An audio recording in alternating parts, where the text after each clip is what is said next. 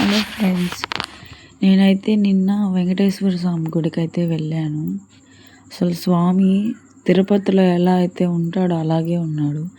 ఈ టెంపుల్ ఎక్కడ ఏంటి అని అడుగుతారా? వీడియో అయితే ఎండ్ వరకు చూడండి.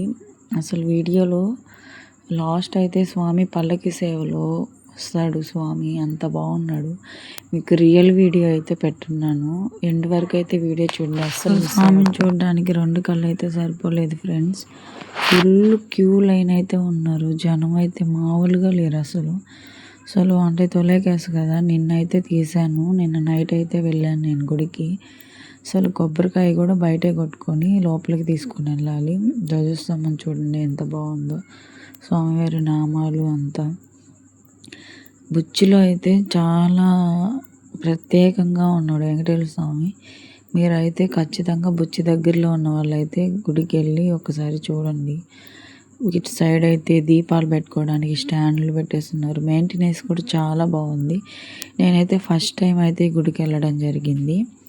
అయితే నాకైతే నీట్నెస్ కానీ మెయింటెనెన్స్ కానీ చాలా బాగా అనిపించింది.